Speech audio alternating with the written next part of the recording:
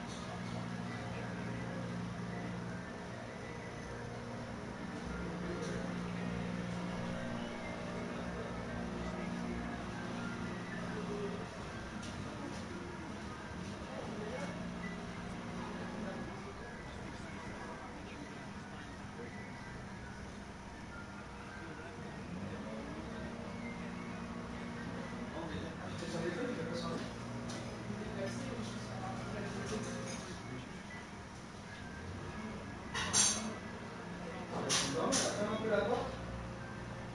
Il y a des bruits dehors. D'habitude, il est le mardi.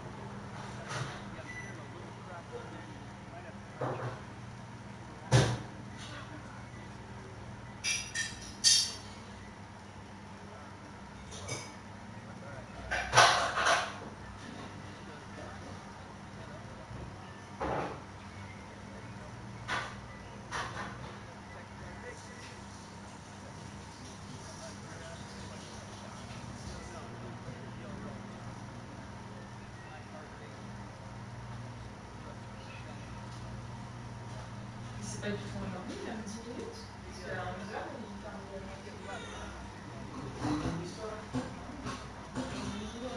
J'ai une histoire, j'ai une musique. Depuis que je suis parti là 10 minutes. Voilà.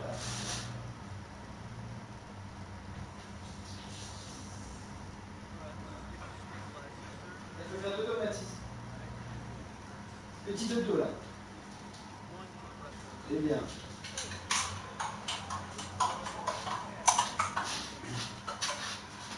Il est encore. Il est 11h, hein?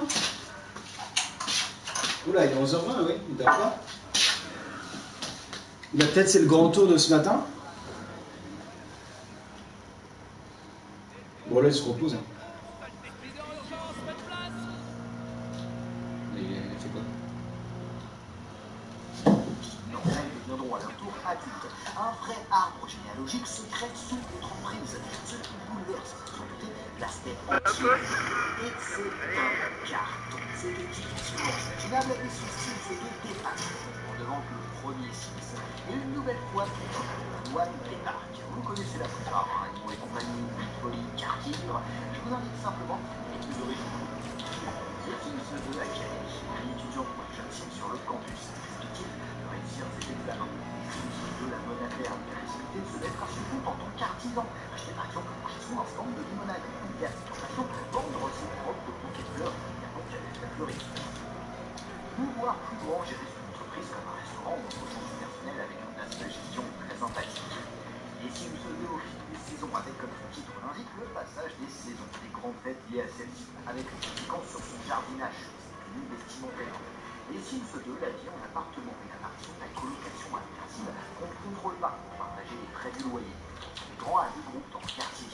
Oui, la réussite est totale. Et à nouveau débarque l'adaptation console. L'évolution est loin d'être aussi flagrante que sur PC, tout simplement parce que 12 années seulement séparent les Sims qui permettent de sortir. Les Sims 2, le vrai nom, les fronteurs de l'interface et du gameplay se font toujours ressentir. On pardonne les Sims permis de sortir, commence ça à devenir vraiment agaçant.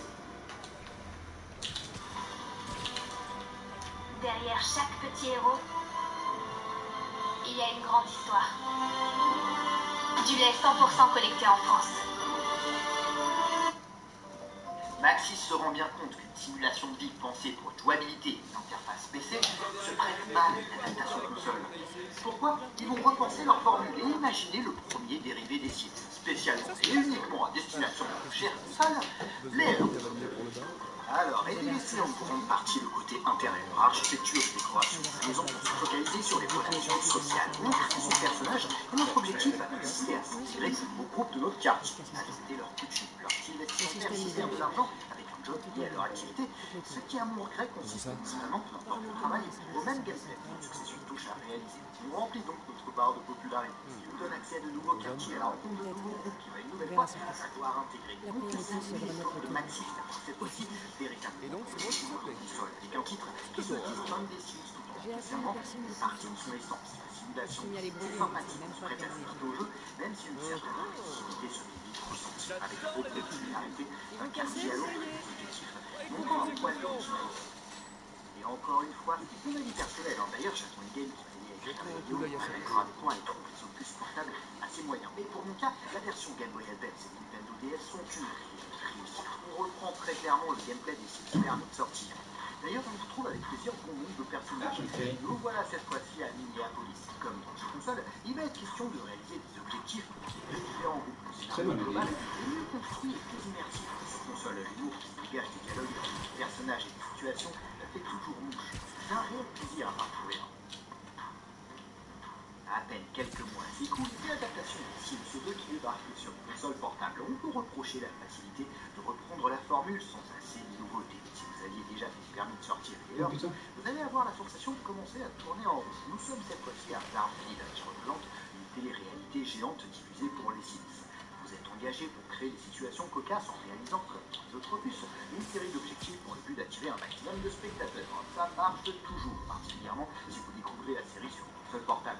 Faut bien que je le mentionne, on aura un tout dernier opus et là, ce sera clairement l'épisode de Sims 2, Animaux et compagnie. Nous voilà à Clarksville où on peut acquérir des animaux. Enfin, c'est vite dit, il n'y a que des chiens et des chats. C'est regrettable parce qu'un véritable charme se dégageait des trois opus GBA qui est totalement absent sur celui-ci. La ville est petite, sentiments redondants et il s'intègre assez mal au scénario.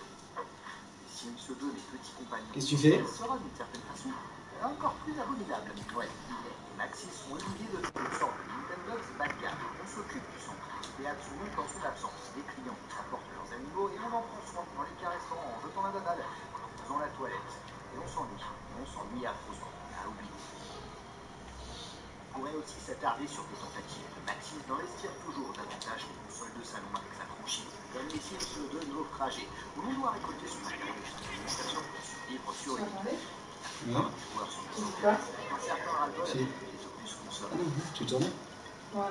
Avant d'en arriver au Sims 3, restons un Si tu instant dors pas, peut-être un tout ça, t'as fait un peu dehors. Ah bon? Ouais. clairement la renaissance de Nintendo après quelques années difficiles. Tu es jamais moi ou t'es fatigué? Forcément, il n'a aucune envie de louper le coche. Ils vont donc proposer un nouveau les Sims sur Wii. J'ai bien dit hier, Electronic Arts, pas Maxis. Non, ils vont pas participer à ces jeux-là. Visceral Games vont s'occuper du développement. Et la licence est nommée My Sims. Alors le design nous indique immédiatement le changement d'ambiance. Un jeu très clairement destiné à un plus jeune public. Bien entendu, on ne change pas la fameuse habitude de commencer par créer son Sim. On atterrit dans une ville assez tristounette dans laquelle il va falloir redonner un peu de panache. Bras droit du maire, notre tâche consiste à concevoir du mobilier pour la ville et pour les villageois qui nous réclament des commandes. Forcément, grâce à notre activité, la ville récupère petit à petit son éclat et son attractivité. De nouveaux habitants débarquent à qui il faut à présent concevoir leur habitation. On est sur un jeu créatif qui s'éloigne énormément de la simulation de vie de la série de base. Et c'est pas plus mal, comme c'était le cas pour les Earth, on pense vraiment son support et on propose une nouvelle et plaisante expérience de jeu. Expérience qui sera d'ailleurs grandement enrichie dans une sorte de second opus qui débarque l'année suivante, My Sims Kingdom. Déjà, on a un petit côté médiéval et même fantastique assez bien vu, avec des personnages attachants. À commencer par le roi Roland qu'il va falloir aider puisque son royaume tombe en ruine. Le terme du gameplay, ce qui change, c'est l'interface du mode construction nettement améliorée puisque plus intuitive et accessible. Oh là là, Zouzou! My Sims Kingdom corrige les petits défauts de My Sims Mon gros Zouzou! de la Wii. Pas trop sûr. Du coup, suite à ces succès, Visceral Games ont commencé à réaliser tout un tas de jeux sous cette licence. Je pense à My Sims Party, pour le coup, assez loin en termes de qualité d'un Mario Party, avec des mini-jeux un peu trop classiques, des contrôles pas toujours très précis. On va aller jusqu'à un My Sims Racing, toujours en dessous en termes de qualité de ce modèle Mario Kart. Un My Sims agent de l'enquête encore imaginé pour les plus jeunes et plutôt réussi. Et un dernier My Sims Sky Heroes, un jeu d'aviation assez sympathique. Je me permets aussi de faire un rapide détour par la série Histoire de Sims. Faites une salade parce qu'on a champignons, Histoire salade, de Sims, tomate. c'est une sorte de procédé des Sims 2 d'ailleurs. Ouais. Vous avez des plats et tout à faire? Un sushi? Sauf que nous avons en plus une case objective.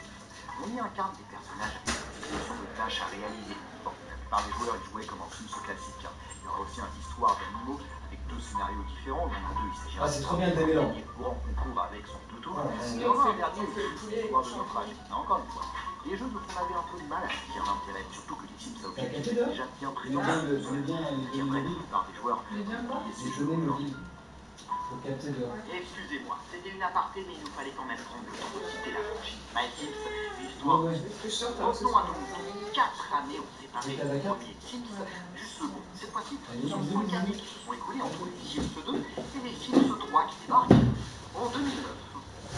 Alors, on peut se demander légitimement, est-ce qu'il y a encore de quoi améliorer le concept du Sims? Serait-on pas arrivé à une sorte d'aboutissement pour le nouvel opus? Est-il vraiment nécessaire? Eh bien oui, je vais vous le prouver très vite. Nous voilà donc à Sunset Valley. On crée son Sim, vous connaissez la chanson, et premier changement de taille, l'apparition d'une nuancier de couleur nommée le Créer un style, qui permet de personnaliser et de donner une teinte extrêmement précise au mobilier, adolescents, aux motifs de nos vêtements, et j'en passe. La personnalisation poussée ne s'arrête pas à l'esthétique. Voilà qu'apparaît le trait de caractère qui peut donner des atouts gros à notre film qui influence ses relations sociales, sa motivation face à divers tâches. Incontestablement, et c'est un vrai plaisir, Maxis pousse au maximum la personnalisation de nos Sims. Graphiquement, on le voit très vite, le changement est drastique. Maxis s'éloigne du côté cartoon et des attitudes délirantes des personnages pour leur lier du côté du réalisme. Et surtout, on peut à présent aller jeter un œil aux alentours de notre maison, avec des terrains verdoyants, des chemins, des lacs qui donnent corps et vie à notre quartier. La partie lancée, on constate rapidement un autre changement. Les besoins n'influencent plus avec autant d'intensité l'humeur de ce personnage. On est un peu plus libre et pas contraint sans arrêt de l'emmener aux toilettes ou de lui préparer un repas au moindre petit creux. Ah ouais, bon. j'y suis. Il faut que je vous en parle. Le plus gros changement des Sims 3, ce qui presque justifie à lui seul l'achat du nouvel opus, nous voilà en totale liberté dans ce quartier. On se balade comme on souhaite pour la première fois, sans aucun temps de chargement. C'est un vrai plaisir de pouvoir se rendre d'un point à un autre sans coupure. Mais ce n'est pas que agréable les longues secondes d'attente que nous impose le temps de chargement. Ça l'est surtout pour l'immersion, la sensation de vivre et d'habiter plus pleinement un quartier où tout nous est directement accessible. Petite révolution dans la série.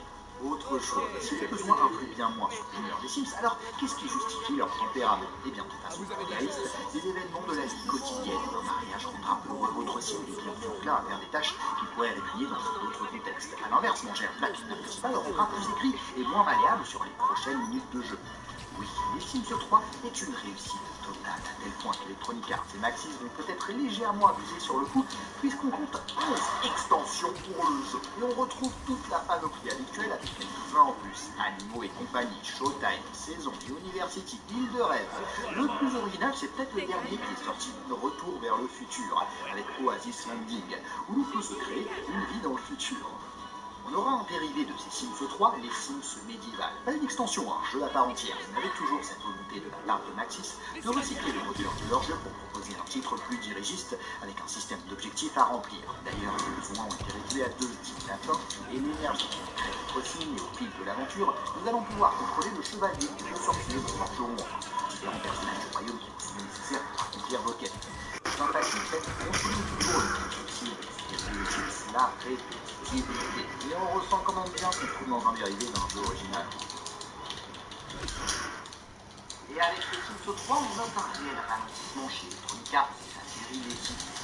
Les épisodes consoles qui ont toujours posé quelques soucis d'adaptation sont clairement abandonnés. Et on se refocalise sur le support de base, le PC. 5 années s'écoulent et en 2014, Maxis nous propose son Sims 4. Qu'est-ce qui va encore nous surprendre? Et bah, cette fois-ci, ouais, les choses vont être un petit peu différentes.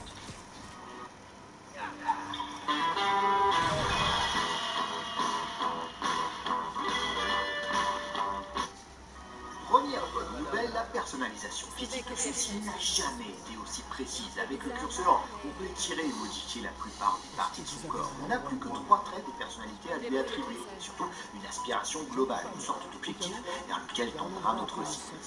Clairement, Maxis n'a pas revu en profondeur son interface uniquement pour la création de son personnage, mais aussi pour l'architecture et la décoration de sa maison. Il devient extrêmement plaisant de concevoir et de peaufiner tous les petits détails de sa chaumière. Il est possible de tout pivoter, de placer des objets de déco sous une multitude d'angles et de pans de murs. On peut très simplement étirer un bout de sa maison pour l'agrandir, au lieu, comme c'était le cas dans les précédents opus, de détruire et de reconstruire. C'est extrêmement simplifié. Graphiquement, un vrai bond a été franchi avec des expressions du visage bien plus détaillées. On pourrait franchement croire au premier abord que tout va pour le mieux. Pourtant, il y a un truc qui cloche. Quel est le véritable changement de cet opus? Je le rappelle, le second, c'était le fait de pouvoir fonder sa famille qui vieillissait. Le troisième, c'était ce fameux monde ouvert. Tout nous était directement accessible. Il y avait toujours un élément qui bouleversait l'expérience et justifiait un nouvel épisode des Sims. Là, on le cherche, ce changement. En vérité, c'est même pire que ça. Dans ce Sims 4, il y a des choses en moins. Déjà, il manque des objets assez centraux de la série. Plus marquant, pas de piscine. L'une des activités mythiques des Sims présentes depuis le premier opus. Pourquoi l'avoir retirée? Autre chose, plus de bambins. Retour comme dans les Sims 1. Quand on fait des marmots, ils passent directement de bébé à enfant. Et encore pire, il n'y a plus la présence des fantômes, nos chers Sims décédés qui pouvaient nous rendre visite sous forme ectoplasmique.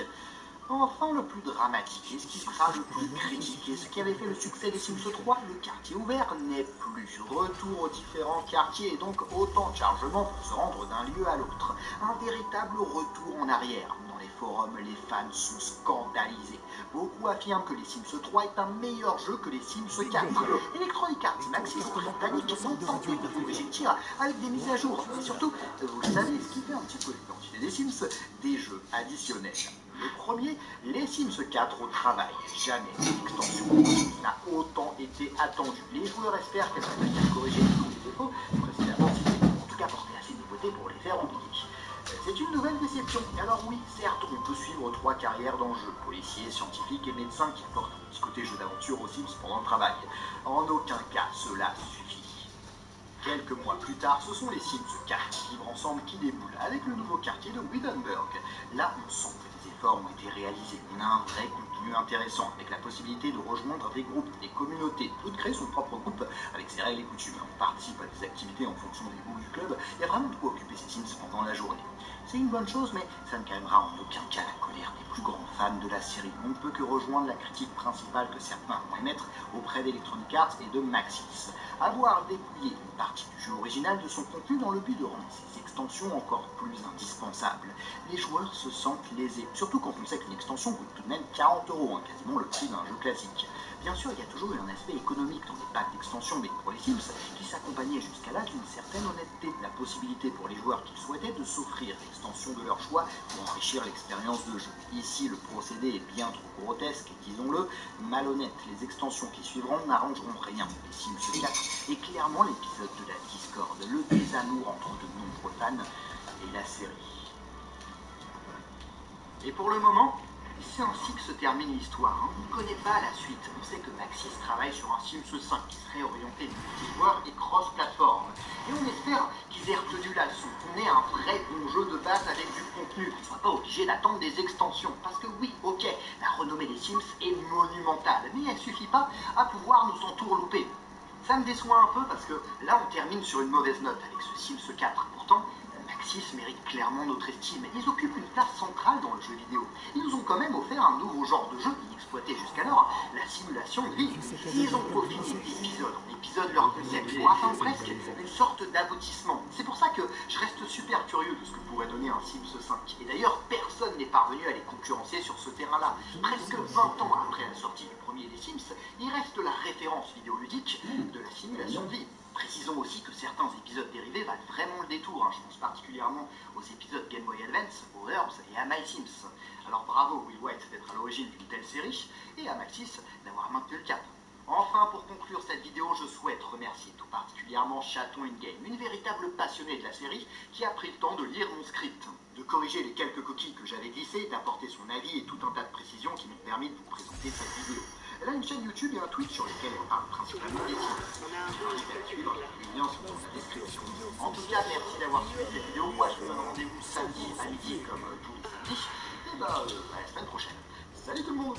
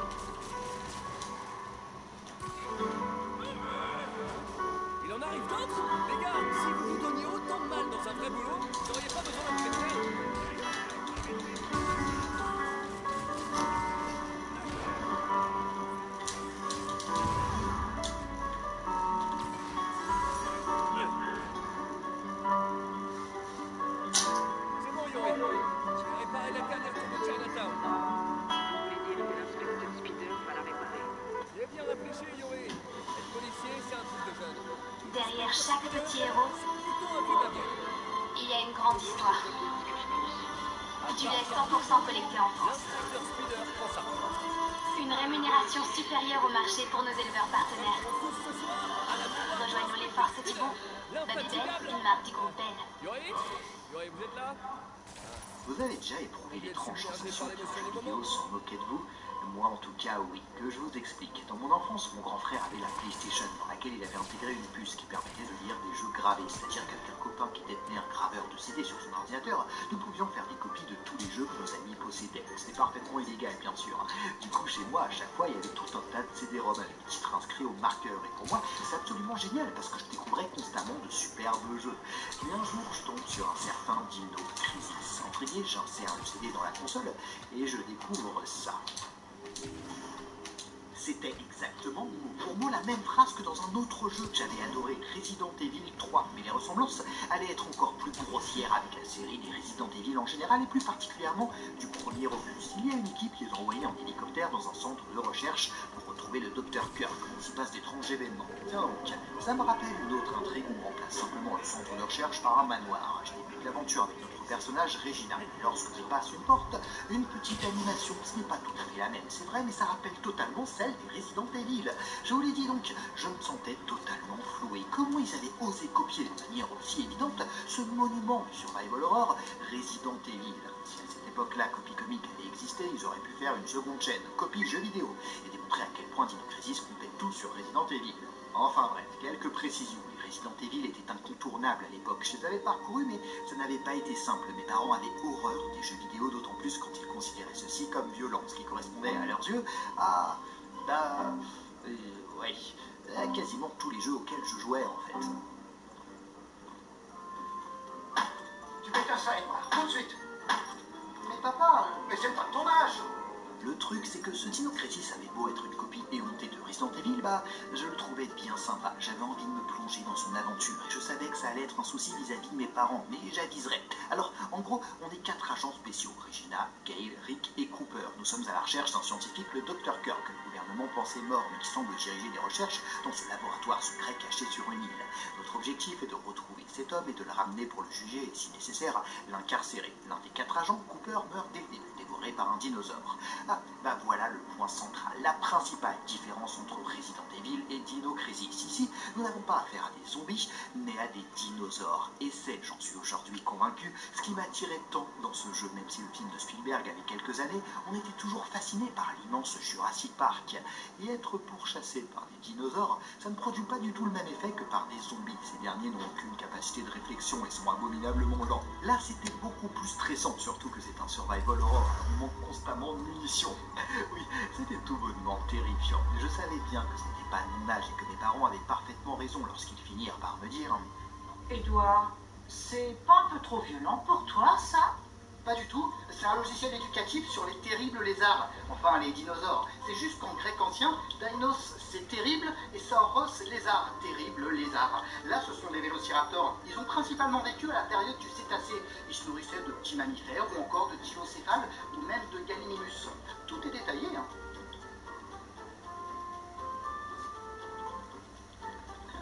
C'était la seule façon dont je pouvais m'en sortir. Si mes parents avaient la sensation que mon jeu n'était pas violent et que même j'y apprenais des choses, ils me laisseraient tranquille. Mais ce n'était pas de tout repos. Le jeu ne donne en aucun cas ses indications. Je passais des heures à rechercher dans différents dictionnaires des précisions sur tous ces dinosaures et les apprendre par cœur. Alors certes, je dormais mal la nuit parce que j'en faisais des cauchemars, mais je jouais à un jeu d'horreur, ça valait complètement tous ces sacrifices. Alors le jeu est, désolé, je me répète, ça devient lassant, très similaire à Resident Evil. Il s'agit donc d'un grand laboratoire dans lequel on circule librement. Nous devons résoudre diverses énigmes pour progresser. Mais vraiment, c'est comme Resident Evil. Quand votre personnage est blessé, il se déplace plus lentement. Pour se soigner, on ne fait pas des combinaisons de plantes vertes, mais de diverses substances médicales. Il y a une grande pièce centrale qui ressemble énormément à l'entrée du manoir du premier RE. On a des salles de sauvegarde avec une musique apaisante nous indiquant qu'on ne fait plus rien. Et pour en apprendre plus sur ce qui se passe dans ce laboratoire, nous avons des questions. Il y a aussi un truc drôle. Il n'y a pas de Resident Evil. Un gros T-Rex. Carrément effrayant. On a aussi nos deux compères, Gale et Rick, qui croisent régulièrement au cours du périple sous prétexte d'un bouchon scénaristique. En gros, des d'accord sur la façon de progresser, soit de suivre les indications de l'un, soit de l'autre. Ce qui fait que les petites parties de l'aventure s'avèrent différentes. En tout cas, j'avançais plutôt bien, mais vous devez être vigilant. Le dinosaure s'est affamé et violent. Quand il nous attrape, il ne nous lâche pas. Et forcément... Donc tu n'essaies pas de nous avoir, Edouard. C'est vraiment éducatif, ça? Bien entendu, j'avais tout prévu. Bien sûr, là c'est simplement pour visualiser la mâchoire du vélociraptor, qui disposait de 80 dents, dont les plus acérées sur la partie interne. C'est simplement la démonstration.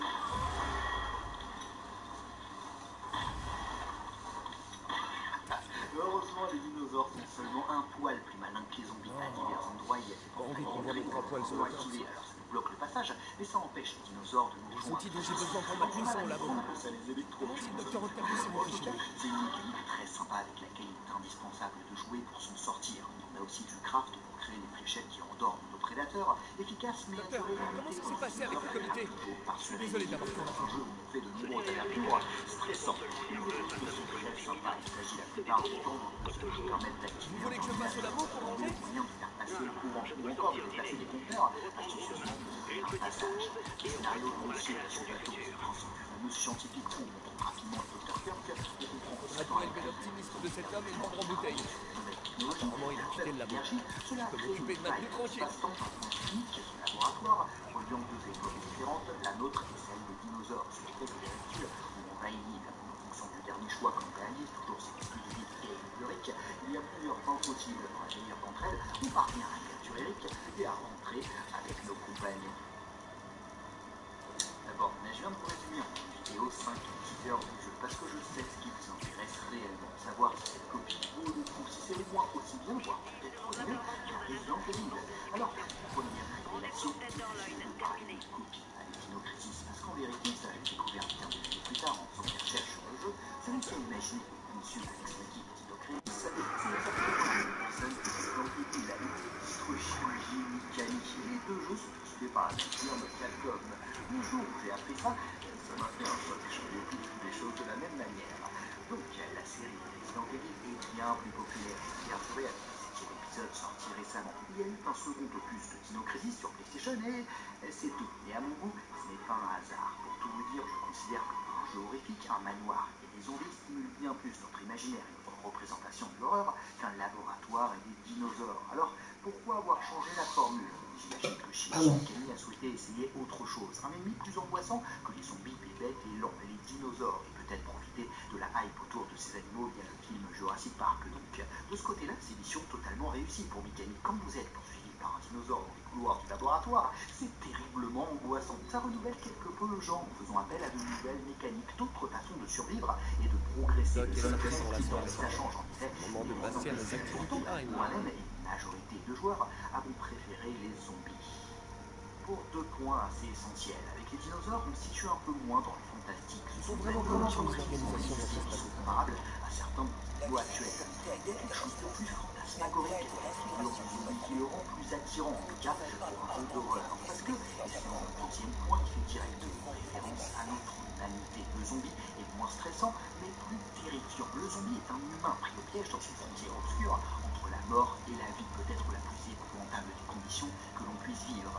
Aujourd'hui, c'est un peu passé de mode, mais je me souviens qu'au milieu des années 90, le zombie me terrifiait véritablement. Et j'éprouvais de l'angoisse à l'idée de ces pauvres gens qui n'étaient plus qu'un amas de chiens pétrifiés. Alors, tu préfères Resident Evil, ça va, question d'ambiance, de décor, de personnages. Et bien oui, c'est regrettable. C'est un très très bon jeu. En réalité, il n'y a rien d'envié à un Resident Evil et il reprend les principales mécaniques et s'avère en termes de gameplay tout aussi fun. Mais il a été moins populaire pour ces raisons qui me semblent justifiées. Je n'aurais pas de quoi faire. Je t'entends, Peter, c'est confident. Je veux vous expliquer. J'aurais aimé qu'il avoir pris le premier cours de théâtre avec Je voulais faire. parce que le fameux T-Rex revient à plusieurs reprises dans le jeu. Ma famille sont L'intention est la plus forte. Et une fois, mes parents ont débarqué précisément à l'un de ces passages. Tout d'un coup, paniqué, il m'a fallu dévoiler plusieurs jeux d'acteurs pour paraître aussi petit que possible. Moi, je pense que c'est un jeu éducatif violent. Ton secret est bien gardé. Violent et éducatif. Il est faire de la console. C'est la stratégie. Pour choisir quelque chose de son côté. Et c'est de cette façon que je suis parvenu à m'en sortir. Voilà.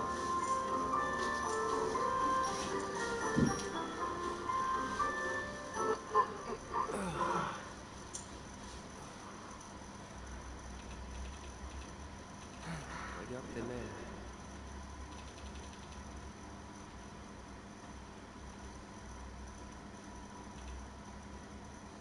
J'espère que c'est pas le doc qui me renvoie.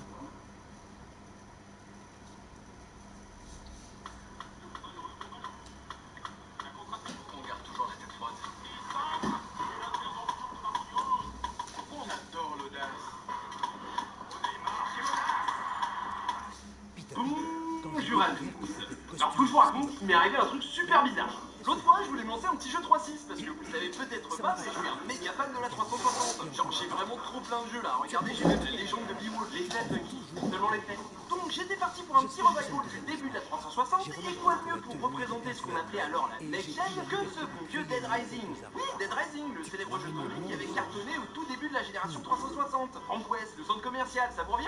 Mais si, même que c'était pas du tout inspiré par George Romero. Si, hein, je vous jure, c'est écrit sur la boîte. Faut dire qu'en 2006, Dead Rising c'était quand même une des plus grosses claques des débuts de la Xbox 360. Et à l'époque, on parlera beaucoup de sa liberté d'action, de la richesse infinie du jeu en termes de contenu, et de l'affiliation évidente avec le cinéma. Oui, mais pour beaucoup, c'est surtout les masses de zombies affichées à l'écran qui vont impressionner les joueurs et les journalistes dès les premiers trailers. Et ce principalement parce que Capcom a bien réussi sa com. Une aubaine pour Microsoft donc, puisque le jeu sort en exclusivité sur sa console, et que c'est pas réel. Qu'est-ce que c'est que cette merde? Dead Rising Shock Till You Drop, sorti en exclusivité sur Wii. Y'a qu'à moi que ça arrive ces trucs-là. Comme pour Call of Duty, le but c'est de capitaliser sur le succès d'une console et d'une licence. Sauf que cette fois-ci, on est quand même sur un jeu d'une ambition plutôt démesurée. Porté Dead Rising, un des jeux les plus impressionnants des débuts de la 360, sur la Wii, la console la moins puissante de sa génération. Bien avant la sortie d'un éventuel Dead Rising 2. Et ils ont réussi à faire un jeu complètement différent. Et ça, vous allez vite le comprendre. Dès l'intro du jeu d'ailleurs, puisqu'on oublie le petit safari photo en hélico du début pour le remplacer par une vidéo de la version Xbox 360 super compressée. William, pourquoi tu regardes ça? J'attends que l'image apparaisse. En fait, oubliez carrément tout l'aspect photo du jeu, puisque Frank ne pourra tout simplement pas prendre de photos de l'aventure. Et il y a la limite de 72 heures qui a aussi disparu totalement. Et oui, c'est pour ça que je vous en parle dès le début, c'est un des plus gros défauts de cette version Wii.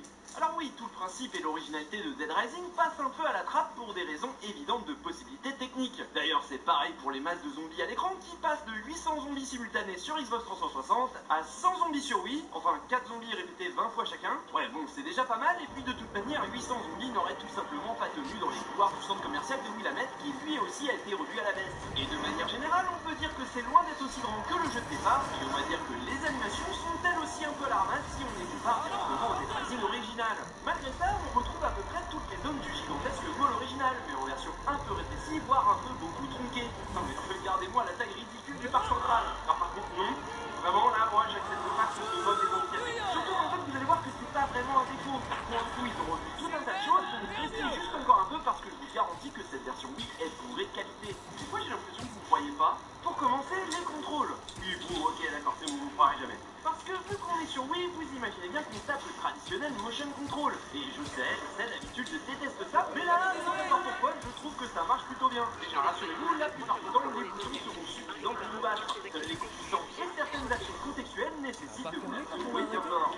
La Wiimote, quoi qu'il en soit, les contrôles fonctionnent bien. Et je trouve même que les coups de bâton, les coups de déchiquetage en règle sont un peu plus pratiques à effectuer que sur le Dead Rising original. C'est ça, ici, tous les coups touchent. Et tape ici, Et dire si vous remarquez quelque chose d'inhabituel. j'avais trop imprécis, voire celle de combat. Et c'est pareil côté gestion des objets. C'est un tout autre délire avec cette fois un vrai inventaire qu'on peut parcourir pendant que le jeu est en pause. Ça, j'avoue que c'est vraiment fou parce que c'est l'un des aspects que je déteste le plus dans les deux premiers Dead Rising avec leur système d'inventaire ultra limité. Ici, on peut stocker, jeter et mixer en quelques menus. Et même si certains pourront penser que ça ralentit le rythme du jeu, le seul fait de pouvoir mettre sur pause pour se soigner sans se taper l'animation des vies de Frank qui boit son fruit est facile déjà un pur bonheur. Cependant, malgré l'aspect pratique de l'inventaire, sachez que vous pourrez désormais stocker plus qu'une seule arme de corps à corps à la fois. Et je sais, encore une fois, ça peut paraître un peu débile, mais écoutez ça. En fait, cette version Wii, elle est bien plus portée sur les armes à feu que ne l'était sur le Call of 360.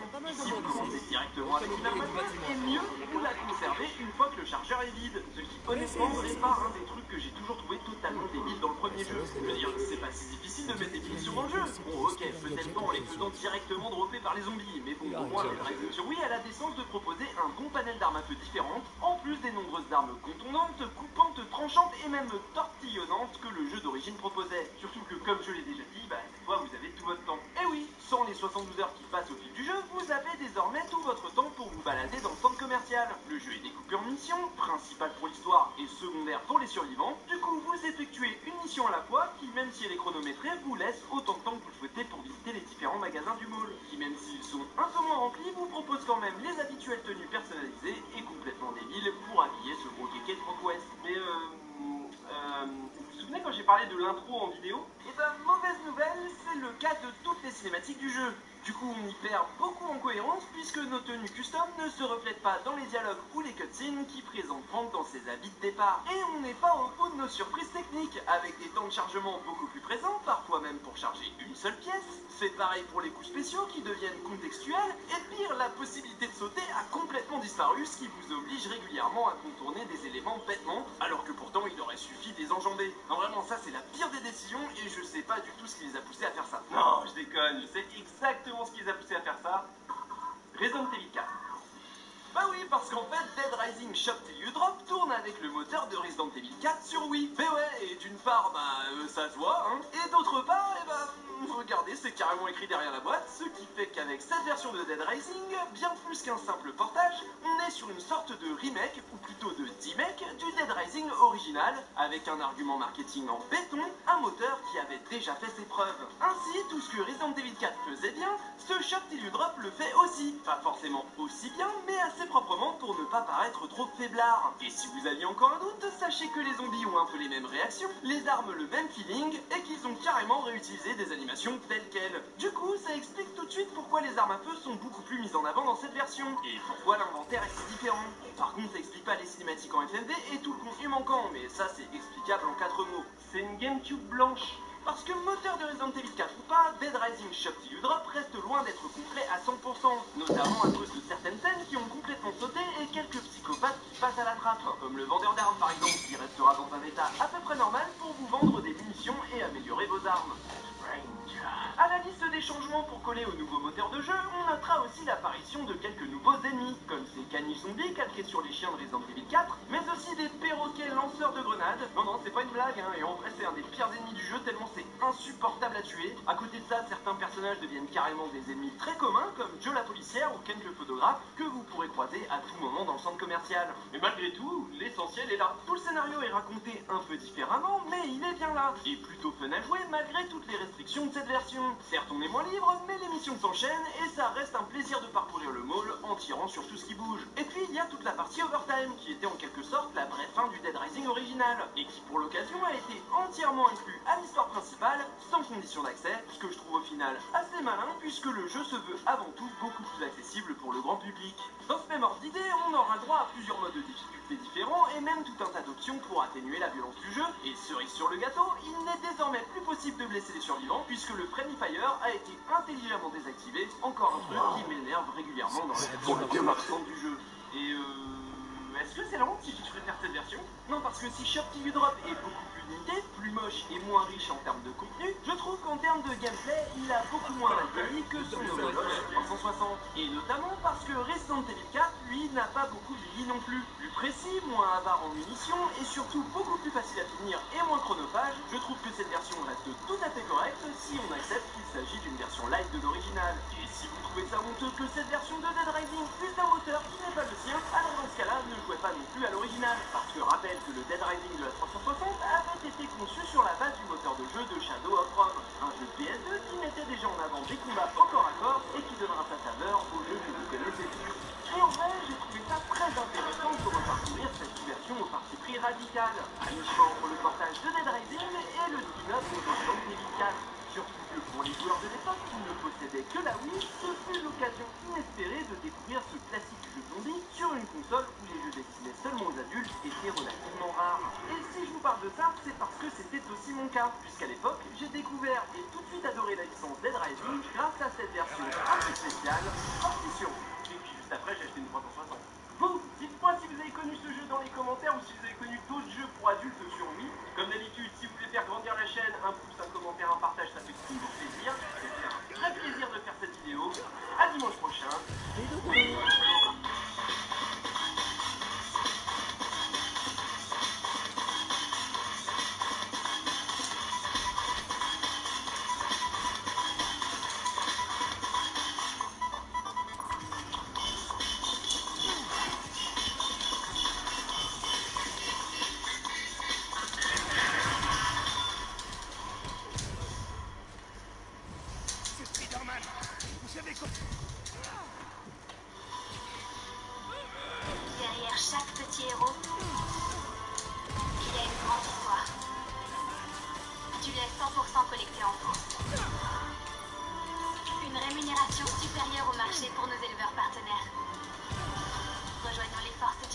non, Le en voilà design, d'autres. marque Brooklyn. Bonjour à tous. Bon, du coup, ça va? Moi, ça va, à part que j'ai passé un mois à jouer à des FPS sur GBA, donc j'ai mis beaucoup de temps. Et ouais, les FPS sur GBA, ça peut paraître un peu couillon, mais déjà avant l'arrivée des consoles portables capables de faire de la 3D Ce que je comme peux la faire pour DS, bloquer nombreux l'approvisionnement. sont les développeurs à avoir tenté de faire rentrer des jeux de tir à la première personne dans vos petites poches. Et d'ailleurs, ça avait déjà commencé sur Game Boy et Game Boy Color, donc pensez bien qu'ils se sont pas fait attendre. Et en effet, dès sa sortie et appuyée par les hits de Nintendo, la Game Boy Advance se montre prometteuse pour les développeurs qui vont tous décider au même moment que ça y est, on peut faire de la 3D sur console portable, et c'est ainsi que vont arriver rapidement les premières annonces de FPS pour la GBA. Chelou, mais qui ne disparaîtra pas avec le temps, puisque c'est pas 4, ni 5, ni 6, mais bien 13 jeux. Attends, vraiment? Oui, oui, si on s'en tient au FPS pur et dur, ce sont 13 jeux qu'il faut comptabiliser pour la petite console portable de Nintendo. Et forcément, il y a de quoi être curieux, puisque la GBA ça reste une console dédiée à la 2D avec très peu de boutons, mais pourtant, dès sa première année, 2D FPS ont commencé à débarquer sur la console. Alors si je vous dis jeux FPS PC, des jeux 2D, 3D, avec des niveaux de labyrinthique, musique, c'est le réseau, Backtrack sur PC, si vous connaissez? Non, pas c'est normal, hein, vous inquiétez pas, vous n'êtes pas nuls, personne ne connaît Backtrack, aucun test par, 0 review métacritique, bref, je vous présente son adaptation sur Game Boy Advance, qui est officiellement le tout premier FPS de la GBA. Par FPS, Doom-like.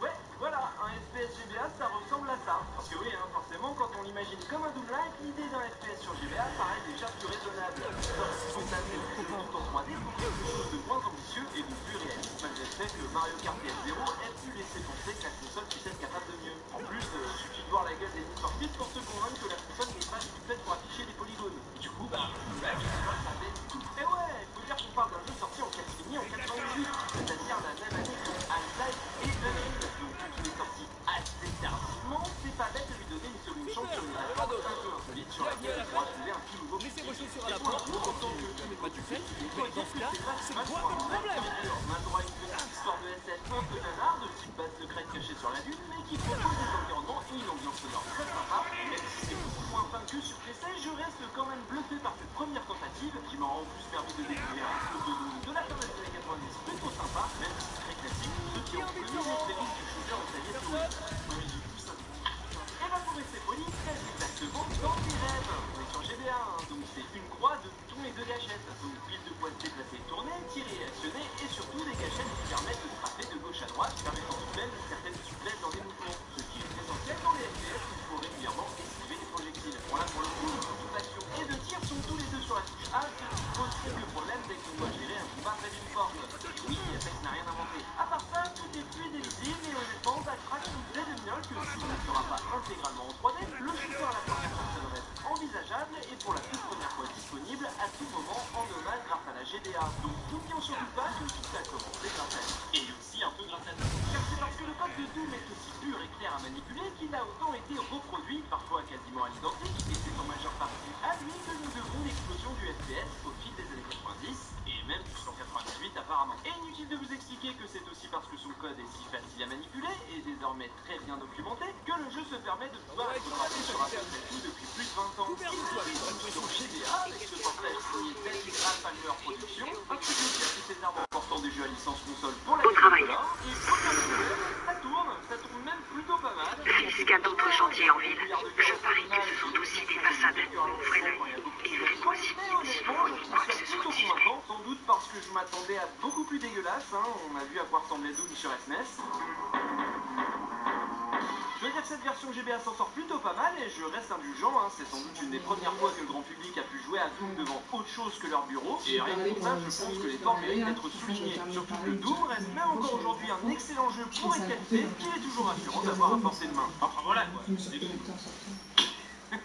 Sur Jaguar. Ah oui, parce que je vous ai pas dit, mais en fait cette version de Doom n'est pas vraiment un portage de la version PC, mais bien de la version Jaguar. Du coup, bah, je retire tout ce que j'ai dit sur la pureté du code de Doom, hein, parce que cette version avait déjà bien charcuté le jeu de base. Donc on se retrouve avec cette version light de Doom, avec ses maps plus simplifiées, mais aussi pas mal d'ennemis en moins, des sauvegardes limitées entre chaque niveau, et surtout ça implique la disparition de nombreux éléments violents et gore du premier jeu, hein. Les flashs rouges quand on est touché deviennent des flashs violets, ok. Ah oui, carrément, ils ont été jusqu'à changer les titres donnés aux différents modes de difficulté. Bon, c'est pas très grave, ça change rien aux qualités du jeu et ça reste un vrai plaisir de constater que bien avant nos smartphones, il était possible de jouer à Doom on the go, n'importe où, tant qu'on avait des piles, et même à plusieurs, puisque ce Doom GBA est jouable jusqu'à 4 grâce au câble Link sur des maps multijoueurs exclusives à cette version. Oui, les toutes premières et uniques maps multijoueurs faites pour Doom. Après, qu'on se le dise, cette version light de Doom fait très bien l'affaire et s'en sort beaucoup mieux que Backtrack, surtout en ce qui concerne la distance d'affichage. C'est loin d'être désagréable à jouer et on se prend vite au jeu qui passe au passage très bien sur les petits écrans de la GBA. Ceci dit, c'est loin d'être un portage parfait et certaines choses auraient mérité d'être réparées, comme des petits problèmes avec certains objets et leur transparence ou quelques bugs déjà présents sur la version Jaguar. On notera le soin apporté pour trouver des solutions aux problèmes inhérents à la GBA, comme le fait de pouvoir modifier la luminosité du jeu, parce que sans rétroéclairage c'est quand même un peu illisible. On peut encore une fois parler du mapping des boutons qui est plutôt bien pensé, car même si certaines actions comme changer d'arme se font par des combinaisons de boutons et demandent donc un petit temps d'adaptation, tout est assez bien pensé pour que l'expérience puisse être aussi fluide et intense que sur l'ordinateur du salon. Bon bah voilà, je crois que c'est officiel, on peut dire, les FPS sur GBA, c'est possible. Maintenant on fait n'importe quoi. Dark Arena, c'est lui qui ouvre le bal dès janvier 2002, on perd pas de temps et pour le coup pas de surprise, on est sur un Doom-like pur et dur et cette fois-ci 100% original. Enfin original, je veux dire dans le sens inédit, parce que basiquement c'est Ninja contre les super mutants. Et si le jeu est un poil plus beau et fluide que Doom, il est nettement moins bien réglé avec des salles qui se ressemblent toutes, une map qui n'est pas toujours disponible et des ennemis qui aiment bien se cacher avec des sur vous sans que vous ne puissiez rien faire. Je vous rappelle que sur un Doom-like bien route, on n'a aucun moyen de viser sur l'axe vertical. Et d'ailleurs c'est pour ça que dans la plupart de ces jeux, la visée est relativement permissive, voire semi-automatique. Un réglage qui est poussé au minimum dans Dark Arena, qui vous demandera d'être extrêmement précis dans vos tirs, ce qui est encore moins évident quand les pas de côté sont plus lents que ceux qui vont vers l'avant et l'arrière. Ouais, vous avez bien capté, je vais pas à la même vitesse quand je strappe et quand je bouge avec la croix. Et du coup, c'est super chiant de tourner autour des ennemis. Ok, merci, ça ira, next. Ah non, attends un peu, parce qu'ils se sont pas juste arrêtés là. Et sans vouloir les insulter, on peut même dire qu'ils ont persisté dans leur propre acharnement. Parce que sans déconner, ces types qui nous ont prévu une suite, et ouais, Dark System avec visiblement le même moteur, mais bon, heureux hasard, le jeu a été annulé. Mais c'est pas grave, parce qu'ils se sont mis à bosser sur Urban Reflex, qui grâce à Dieu a été annulé aussi. Non, par contre, avec le même moteur de jeu, ils ont fait un jeu de voiture. Voilà, si vous vous demandiez à quoi ça ressemble un jeu de course en Doom-like. Ah non, ce truc, ça peut pas crever. On enchaîne avec le portage de Doom 2, et du coup, ça va aller très vite. Donc d'abord, c'est le tout premier portage console de Doom 2 ever, et en plus, il est encore meilleur que le premier. Ici, c'est pas le portage depuis la version d'avant, puisque les Australiens de Taurus, qui ont pris le relais pour ce portage, se sont carrément mis en tête de partir d'un moteur maison basé sur celui de Doom, le Southpaw Engine. Pas besoin de vous en dire beaucoup plus, si ce n'est que cette fois, rien ne manque. Le jeu est d'une qualité exemplaire et rend vraiment hommage au deuxième opus de Doom. Et même quand on va dans les détails, c'est clean, avec une distance d'affichage améliorée, et c'est même devenu plus simple pour changer d'arme. Non, j'ai rien à ajouter, Taurus a fait de l'excellent boulot. Maintenant, attention, petite ligne froide. Wolfenstein 3D, et encore une fois, c'est un portage strict de la version PC avec une résolution un peu plus basse, et pour le coup, c'est encore moins fluide que Backtrack. D'ailleurs, le portage est carrément à la ramasse, alors que le jeu de base est quand même beaucoup moins joli que Doom. Bon, en même temps, je vais rester indulgent, puisque ce portage a été seulement fait par 2 personnes, et en plus, on est loin d'avoir affaire à une équipe expérimentée, puisque c'est leur tout premier et tout dernier jeu. En même temps, ça se comprend, vu le niveau de finition du portage. Je veux dire, il n'y a même pas de musique. Enfin, en vrai, si, il y a de la musique, c'est plutôt un glitch qui empêche la musique de se lancer, parce que les musiques sont bien présentes dans les musiques du jeu. D'ailleurs, c'est là où je suis bien content de m'obstiner à tester tous les jeux sur la vraie console, parce que ce bug-là, il est seulement présent quand on joue sur la console originale, et pas du tout quand on y joue en émulation. Qui s'en fout, moi? X vs Sever par Crowfish Interactive et édité par Ban, sorti en 2002 et tiré du film Ballistic X vs Sever. Et si vous ne connaissez pas ce film, tant mieux, c'est un des plus mauvais films de tous les temps. En tout cas, c'est ce qu'a l'air d'en dire Rotten Tomatoes. Et du coup, vu que je teste vraiment les jeux sur les vraies consoles, je regarde aussi les mauvais films pour de vrai. Et c'est simple en fait, dans ce film, il y a tout. Des ninjas à capuche, Lucio en cosplay Matrix, de la musique ultra cliché, il y a même du Darut pour sublimer Antonio Banderas qui fume des clubs sous la pluie au ralenti. Les flashbacks sont homologués, regardez, il y a même ce putain de Ray Park. Mais si, Ray Park. Et cherchez pas, c'est sans doute la première fois que vous voyez son maquillage. Ballistic, c'est aussi un film avec de vrais méchants vilains qui avaient tout prévu depuis le début. En fait, le gâteau est toujours coincé dans les embouteillages. Oh, d'accord. Vous savez qu'à me dire quand vous êtes prêt et je passerai. Excellent. À bientôt alors.